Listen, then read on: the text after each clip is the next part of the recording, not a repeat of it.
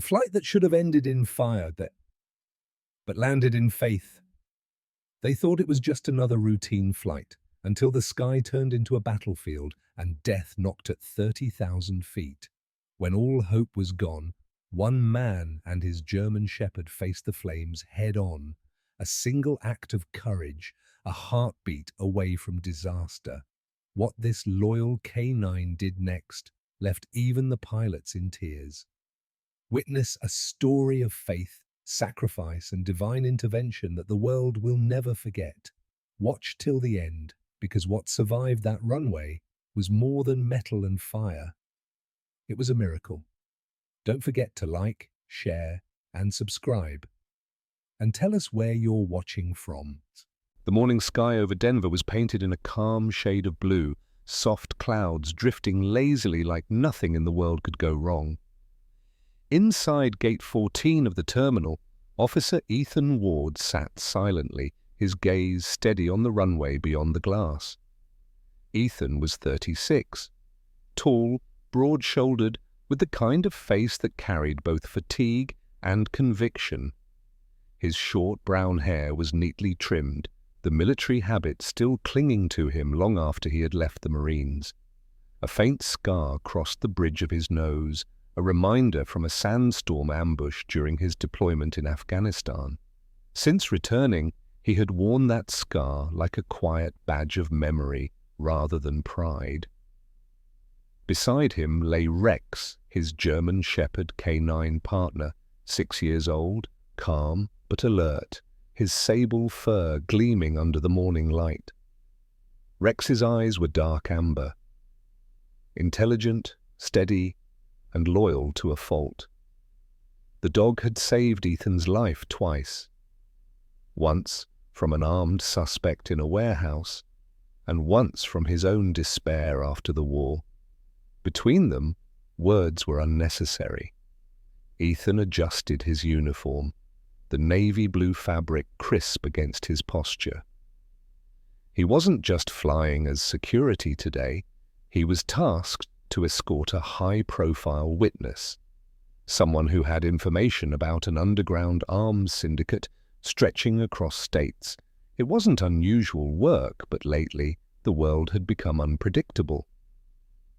As the boarding announcement echoed, passengers began to file in. A mother hummed softly while holding her toddler. A businessman barked into his phone, arguing about deadlines. And an elderly couple held hands as if the sky might take them apart. When Ethan stepped aboard Flight 217, his boots met the hum of the cabin floor. The air smelled of coffee, disinfectant, and faint perfume. Rex trotted at his side wearing a black vest marked Police K9, drawing the curious glances of passengers but no complaints. They took seats near the middle aisle. The stewardess, Sarah, paused to greet him. Sarah was in her late 20s, tall, with chestnut hair pulled neatly into a bun, her pale skin glowing under the cabin lights. Her smile seemed kind, but her eyes carried a fatigue that came from years of masking turbulence with calmness. "Officer Ward, right? Welcome aboard," she said softly. Recognizing the badge on his chest, Ethan nodded. "Thank you. We'll stay quiet unless something goes wrong." Sarah chuckled lightly, unaware how prophetic those words would become. "Let's hope today is just coffee and clouds." The engines roared to life. The plane lifted, slicing through the morning light like a bird determined to outrun its shadow. Passengers relaxed, some opening laptops, others whispering prayers or falling asleep. Ethan looked out the window. Denver shrank beneath him, highways like thin veins, cars glinting like scattered stars. He felt the weight of duty pressing on his shoulders, heavier than the holster at his side. He'd been through wars and riots, yet something about confined spaces always made his pulse tighten. Maybe it was the illusion of control. Rex placed his head on Ethan's knee, sensing the tension. Ethan smiled faintly, running a hand along the dog's fur. "We're fine, buddy," he whispered. "Just another sky, another job." 2 rows ahead sat Marcus Lee, a man in his mid-30s, dressed sharply in a black blazer, clean-shaven, polite, the kind of passenger no one remembered after a flight. Yet Ethan's instinct clocked him the moment he boarded, the stiffness of his shoulders, the way his eyes never stayed long on any face. There was something rehearsed about his calmness. Halfway through the flight, Sarah passed by offering coffee. The air hummed with peaceful monotony. Then, a flicker. Marcus stood up. Too suddenly, at first, no one noticed. Then came the metallic click. Subtle, sharp. A blade glinted under the cabin lights. He grabbed Sarah by the arm. "Stay quiet," he hissed, pressing the knife against her neck. Gasps broke the calm. A baby started crying. Passengers froze. Ethan's instincts kicked in. His hand went to his belt, not for the gun, but for control. His mind split the scene into fragments: distance, angle, crowd, airflow, panic. Marcus's voice was low but trembling, revealing a mix of fear and rage. "Nobody moves. You think I'm bluffing? You'll see the truth before we land." Sarah whimpered. The knife's edge caught the reflection of the overhead light, trembling inches from her throat. Ethan raised his free hand slowly. "Hey, listen. You don't need to do this." Marcus's eyes twitched. They already did. The system took everything from me. There it was, that word again. System. Ethan had heard it too many times, from soldiers, from criminals, from himself. The belief that someone unseen had rigged the world against you. The seatbelt sign chimed faintly above them. The irony almost made Ethan laugh. Rex growled. Deep, low, controlled. The sound made Marcus flinch just enough for Sarah to twist slightly, breaking his line of control. Ethan took a step forward. "Let her go. Nobody's hurt yet." But Marcus's eyes flicked to the cockpit door, and in that instant, Ethan knew this wasn't random. The man wasn't hijacking for attention. He was moving towards something planned. As Marcus yanked Sarah backward, dragging her toward the front, the calm shattered. Passengers screamed, coffee cups hit the floor, and Ethan's voice cut through the chaos like thunder. "Rex, hold!" The dog's body tensed, awaiting the silent command that could change everything. The air, once filled with soft conversation, now vibrated with fear and destiny. The scream tore through the cabin like a physical wound. Sarah stumbled forward as Marcus dragged her toward the cockpit, his knife glinting under the flickering emergency lights.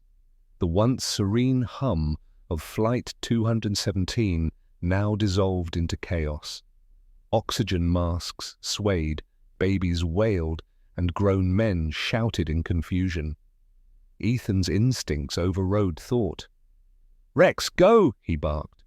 The German shepherd sprang forward, muscles coiled, his paws striking the floor in rhythmic precision.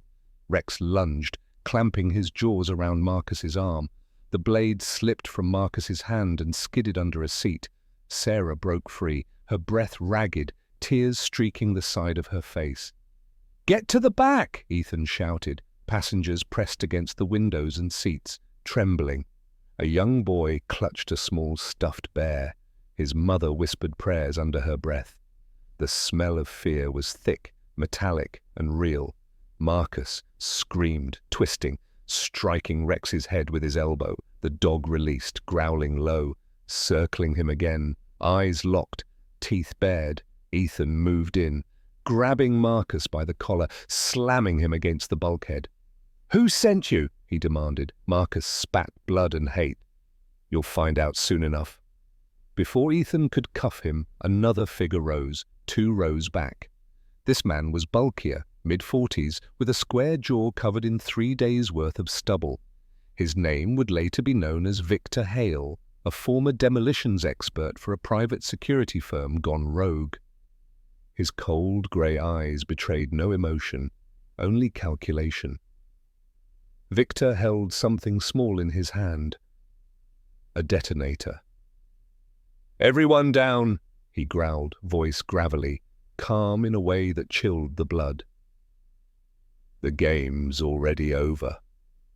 Sarah gasped. "Oh my God." Ethan's pulse thundered in his ears. He saw the blinking light under seat 9C, the faint red pulse of a makeshift bomb.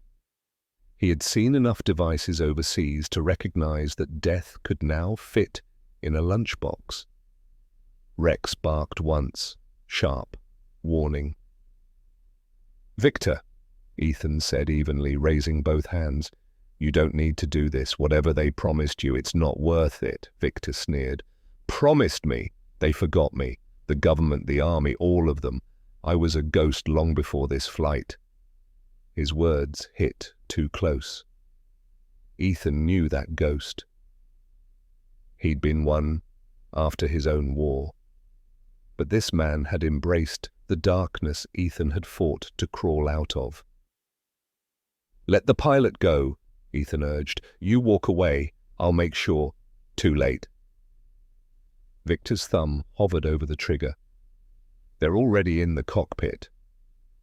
As if on cue, the intercom crackled. The captain's trembling voice cut through. "They've breached the cockpit. They're forcing us down. God help us." Gasps echoed like waves. The plane lurched violently. Luggage tumbled from overhead bins. Passengers screamed. Ethan grabbed the aisle rail, shielding Sarah as the lights flickered out for a heartbeat. The emergency backup kicked in, painting the cabin in red. He turned to her. "Get the passengers back. Now. Lock the rear galley." Sarah nodded, tears on her cheeks but fire in her eyes. For a moment Ethan saw courage, raw and untrained, in a woman who had never held a weapon. Rex growled again, pulling at his leash, ready. Ethan looked toward the cockpit door, closed, sealed, and on the other side, death waiting. He pressed his radio. "This is Officer Ward, cockpit compromised, possible explosive under row 9, multiple suspects armed, request immediate emergency descent and lockdown." Static. Only static. He looked at Rex, then at the terrified faces around him. His voice dropped to a whisper meant only for his partner. "We've been in worse places, haven't we, boy?" Rex wagged his tail once, faint, steady, as if to say yes. And then, from the front of the plane, came a gunshot. The sound cracked through metal and silence alike, announcing that the sky had just turned into a battlefield. The cabin tilted sharply to the left, throwing luggage and screams into the air. Oxygen masks swung like pendulums. Ethan braced himself against a seat, Rex pressing close to his leg, the dog's fur bristling and blood staining the side of his neck. Through the haze of smoke and flashing red lights, Ethan could hear the cockpit alarm screaming, a high-pitched cry of machines fighting gravity. Somewhere ahead, Victor Hale was gone, disappearing into the smoke. Marcus lay unconscious, zip-tied and bleeding. Sarah appeared again, clutching the overhead rail, her uniform torn, face streaked with tears and soot, yet her voice remained steady. "Ethan! The passengers, they're panicking! Someone's fainted!" He glanced back. 2 men were trying to break open an emergency door in blind terror. Ethan's voice boomed. "Stay down. Do not touch that handle." His tone snapped the chaos into silence, if only for a second. "Get everyone low," he ordered Sarah. "Cover their mouths." Smoke spreading, she nodded, and despite the tremor in her hands, she moved with purpose. There was courage in her fragility, the kind that only appears when fear has already taken everything. Ethan turned toward the cockpit. Smoke seeped from beneath the door, mixing with the metallic scent of fuel and fire. He knew what waited beyond it, a fight not for survival, but for control of the sky. He knelt beside Rex, checking the wound on the dog's neck. "You still with me, partner?" Rex gave a weak bark, eyes locked ahead. Even bleeding, the dog's focus was absolute, trained not just by commands, but by love and years of shared survival. Ethan gave him a firm pat. "Good boy, let's end this." He moved carefully down the narrow aisle. A few rows from the cockpit, a flight attendant was crouched beside a man gripping his chest. She was new, Lena Torres, mid-20s, with olive skin, dark curls clinging to her damp face, and wide brown eyes that revealed both terror and compassion. "He can't breathe," she gasped. Ethan recognized the signs of shock: rapid breathing, pale lips. "Keep him down, loosen his collar, help is coming." His voice carried the certainty of a man who couldn't afford doubt. Another violent jolt shook the plane. Luggage rained from the overhead compartments. The lights flickered, then dimmed. Somewhere beyond the cockpit door came shouting. One male voice barking orders, another trembling with resistance. Ethan slammed his shoulder against the door once, twice, 3 times. The metal held. Then a shot tore through it, the sound deafening in the confined space. Fragments of plastic sprayed across the aisle. He ducked, covering his head. "They're armed," he muttered. But he didn't stop. He glanced at Rex. "Breach." The German shepherd lunged, teeth locking onto the door handle, pulling with ferocious strength. Ethan kicked with all his weight. The latch gave way with a metallic crack. The cockpit was a vision of chaos. Shattered glass, flickering controls, a sky spinning outside the cracked windshield. The pilot, Captain Harris, a man in his 50s with grey temples and a calm face carved by years of storms, was pinned against his seat, one hand gripping the yoke as another man pressed a gun to his temple. The gunman was Oleg Kravchenko, tall, broad-shouldered, his shaved head glistening with sweat. His face was hard, angular, with a jagged scar running along his jaw. The accent in his growl was Eastern European. "Turn off autopilot, now!" Oleg shouted. Ethan raised his weapon. Put the gun down!" The plane dipped again, alarms wailing. Rex leapt first, sinking his teeth into Oleg's arm. The gun went off, a thunderous crack. Glass splintered, air whooshed violently through a bullet hole. Ethan tackled Oleg to the ground, pinning him down. The pilot gasped for air, fighting the controls as the plane nosedived toward the clouds. "Pull up!" Ethan shouted. Captain Harris's voice strained. "I'm trying." Ethan grabbed the co-pilot's yoke, pulling alongside him. The plane groaned, metal bending, the horizon spinning between fire and sky. Finally, resistance. The nose began to lift. The clouds leveled. For a heartbeat, silence returned. Rex whimpered softly, limping toward Ethan, blood matting his fur. Ethan dropped beside him, pulling the trembling dog close. Their eyes met. Warrior to warrior. "Stay with me, boy," Ethan whispered. "We're almost there." But through the cockpit glass, another shape loomed, the storm ahead, waiting to swallow them whole. The sky was burning. From the shattered cockpit window, Ethan could see the city lights shimmering far below. Salvation within reach, yet the heavens between them and earth roared like an angry god. The right engine was engulfed in flames, a plume of smoke trailing behind like a dying comet. "Engine 2's gone!" Captain Harris shouted, his voice breaking over the sirens. Sweat rolled down his temples. His hands gripped the controls so tight, the knuckles turned white. "We're losing altitude." The co-pilot, Ryan Keller, a man in his early 30s with sandy hair and nerves wound tight as wire, was pale and trembling. Once a hotshot Air Force trainee who'd washed out after freezing during a combat simulation, Ryan had spent years trying to prove he wasn't a coward. Now, fear clawed at him again. I can't stabilize it," Ryan gasped, eyes darting between the flashing lights on the control panel. Ethan grabbed the back of his seat. "You can. Look at me. Focus." Ryan swallowed hard, his voice shaking. "You're not the one flying a brick with wings," Captain Harris barked. "Brace for descent. Everyone, brace." Through the door, smoke poured into the cockpit. Ethan covered his mouth with his sleeve.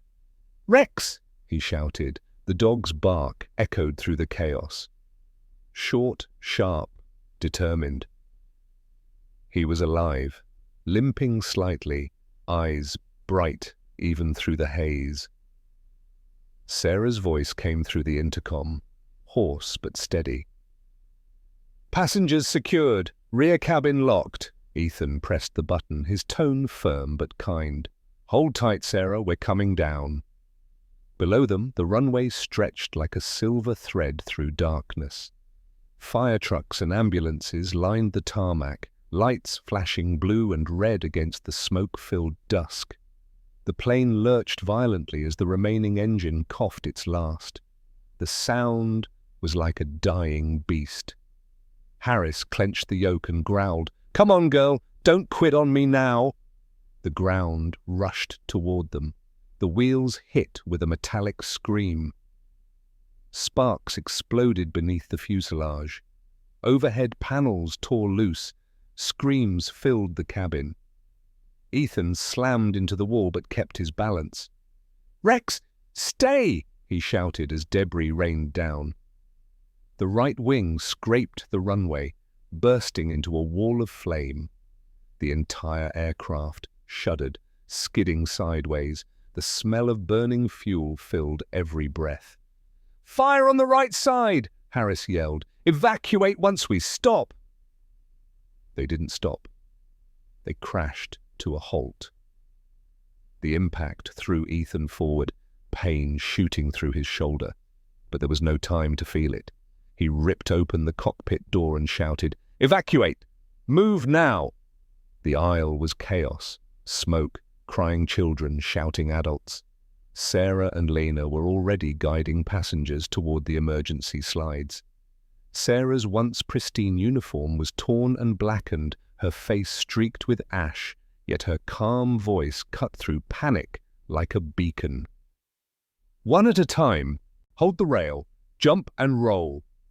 Ethan joined her, pulling people from the aisles, forcing open jammed exits. "Go! Go!" Behind him, Rex barked furiously, dragging at a fallen seatbelt that trapped a teenage boy. The dog's teeth tore through it, freeing the kid who stumbled toward the slide, sobbing.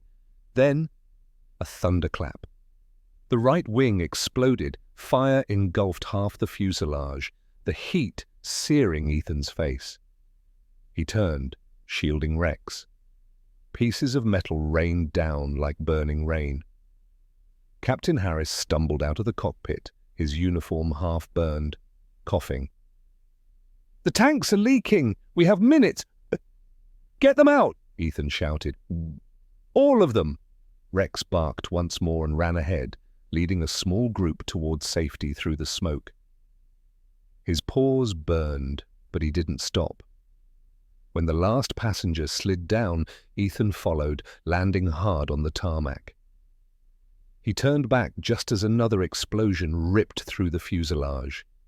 Fire climbed into the twilight sky, painting it orange and black. Rex limped to his side, panting heavily. Ethan knelt, pulling him close. Around them, firemen rushed in, spraying foam, paramedics screaming orders. But Ethan's eyes stayed on the burning wreck, and for a fleeting moment he thought he heard it breathe like a wounded creature finally surrendering to peace. He whispered to Rex, his voice raw, "We made it, partner, we made it." The world had become nothing but fire and sirens. The remains of Flight 217 lay scattered across the runway like broken wings. Smoke rose into the pink dawn, carrying with it the echoes of screams, prayers, and the desperate beating of hearts that had refused to stop. Ethan stumbled through the foam and debris, his uniform scorched, face streaked with soot. His body ached, his ears still ringing from the last explosion, but all he could think of was one name. Rex! The German shepherd lay a few yards away, half covered in ash. His chest rose and fell in shallow breaths. Ethan dropped to his knees beside him, brushing the dirt from his fur. The dog's once proud sable coat was now blackened with smoke, his right paw twisted slightly, bleeding. Yet his eyes, those steady amber eyes, looked up at Ethan, full of trust. "Easy, buddy," Ethan whispered, voice trembling. "You did it. You saved them all." Around them, paramedics and firefighters swarmed the scene. A female paramedic knelt beside him, Dr. Elise Monroe, in her mid-30s, tall and athletic, her auburn hair tied back beneath a rescue cap. Her green eyes were sharp, yet filled with empathy, the kind that only came from seeing both life and death too often. "He's in shock," Elise said quickly, pressing her hand to Rex's side. "We'll get him stabilized." Ethan shook his head stubbornly. "I'm not leaving him." Elise gave a faint smile, the kind reserved for people too brave to realize they're broken. "I didn't say you had to," she signaled to her team. "Bring the stretcher, gently." Nearby, Sarah guided the last few passengers away from the wreckage. Her hair had fallen loose, streaked with soot, her uniform torn and wet. Still, she moved with calm determination, her voice soft, yet commanding. "Everyone stay together. Help is coming." Lena supported a wounded passenger, her hands shaking but her spirit unbroken. Even Captain Harris, limping and burned, refused to sit down until he'd seen every person off the plane. The old pilot's uniform was half destroyed, his once steady hands trembling now as he removed his cap and pressed it to his chest. When he reached Ethan, he dropped to one knee beside him. "If not for you and that dog," he said hoarsely, "there'd be nothing left to save." Ethan didn't answer. He was watching Rex's breathing grow fainter. And then a small voice broke through the chaos. A little girl, maybe 7, stepped forward. She wore a pink jacket, smudged with ash, her brown curls tangled, eyes red from crying. She held a small teddy bear with one missing ear. She knelt beside Rex, her lip trembling. "Sir," she whispered, "your dog. He's a hero." Ethan's throat tightened. He reached out, brushing a tear from her cheek with a soot-stained thumb. "He is, sweetheart. He always has been." The girl nodded solemnly and placed her teddy bear gently beside Rex's paw.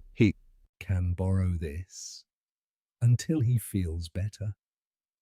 For the first time, Ethan's lips curved into something that almost resembled peace. As paramedics lifted Rex onto the stretcher, dawn broke fully across the horizon. The sunlight spilled across the tarmac, gilding the smoke, turning the chaos into something almost sacred. Ethan stood, every bone in his body screaming, and looked toward the heavens. The air was warm against his face, the kind of warmth that felt like forgiveness. God didn't leave us, he whispered. Rex turned his head weakly toward him and wagged his tail once, slow, deliberate, as if agreeing. The camera of the world would have ended there, capturing the reflection of sunrise in the dog's eyes. Gold, alive, eternal. Not just a rescue, not just survival, but proof that loyalty, even in fire, can become a miracle. Sometimes miracles don't come with thunder or light. They come in the form of a breath that refuses to stop, a loyal heart that keeps beating even when the world is burning, and a sunrise after the longest night. That day on the runway wasn't just about survival, it was about grace, because when everything seemed lost, when metal turned to fire and hope turned to smoke, something divine reached down through the chaos. It wasn't luck that saved them. It was love, loyalty, and a power far greater than fear. God doesn't always calm the storm. Sometimes he lets it rage, just to remind us who still walks beside us in the fire. Ethan and Rex didn't just live through disaster. They became the reminder that faith still moves through broken things, that loyalty still has a voice, and that even in a world full of noise, he still listens to the quiet prayers whispered through tears. So if you're watching this, remember that every struggle, every loss, every dark moment you've faced was never meant to end you. It was meant to shape you, to bring you closer to the light waiting beyond the smoke, because miracles are not rare. We just forget to notice them. May God bless you, your family, and every loyal heart that stands beside you, whether on 2 legs or 4. If this story touched you, please like, share, and subscribe so more souls can feel the warmth of faith and compassion. And tonight, before you close your eyes, say a small prayer for those who serve, those who protect, and those, like Rex, who remind us that even in the ashes, God still breathes life.